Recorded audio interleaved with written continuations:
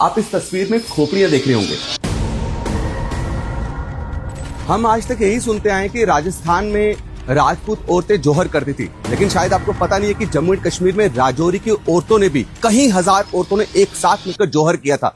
दोस्तों, आज मैं जम्मू एंड कश्मीर के एलओसी डिस्ट्रिक्ट राजौरी में आया हूँ, सिर्फ आपको यह बात बताने के लिए कि जब 15 अगस्त 1947 को देश आजाद हुआ, जब पूरा देश आजादी का जश्न मना रहा था, तब राजौरी के हिंदू और सिख परिवारों ने, खास करके हिंदू और सिख औरतों ने उसकी कितनी बड़ी कीमत चुकाई है।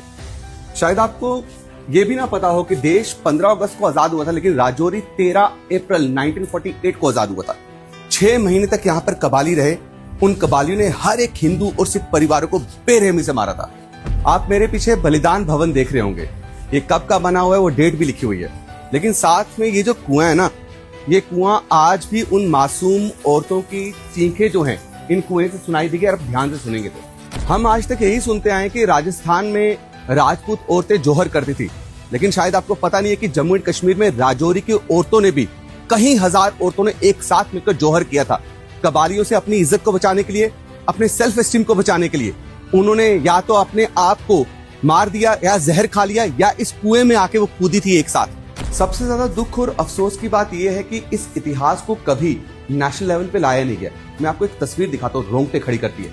आप इस तस्वीर में खोपड़ियां देख रहे होंगे। 6 महीने तक यहाँ राजौरी में कबाली रहे थे। कबालियों ने दिवाली के दिन पर, जब लोग यहाँ पे दिवाली मना रहे थे 12 नवंबर 1947 को, तब हमला किया।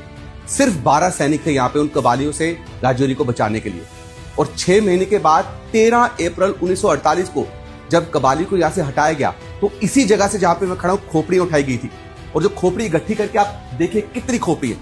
और ये सारे उस टाइम के शहीद हैं जिनको बेरहमी से पीटा गया था, बेरहमी से मारा गया था।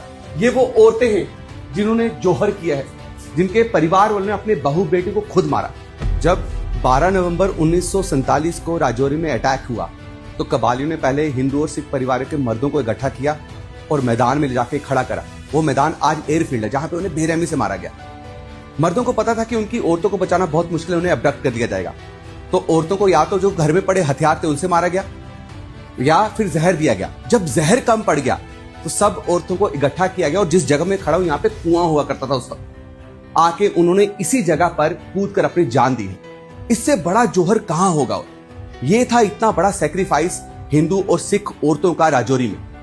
तकरीबन 20,000 हिंदू और सिख परिवारों की यहां पर कत्लेआम किया गया था। और 6 महीने के बाद 13 अप्रैल 1948 को राजौरी को ट्राइबल से मुक्त किया गया। तभी 13 अप्रैल को हर साल राजौरी डे बनाया जाता है। इसी जौहर की वजह से राजौरी के लोगों ने, हिंदू और सिख परिवारों ने कई सालों तक दिवाली नहीं मनाई। ये था राजौरी का इतिहास। तो आप में से किस किस को इस जौहर के बारे में नहीं पता था, हिंदू और सिख परिवार के औरतों के सैक्रिफाइस के बारे में नहीं पता था, कमेंट सेक्शन में जरूर कमेंट कीजिएगा।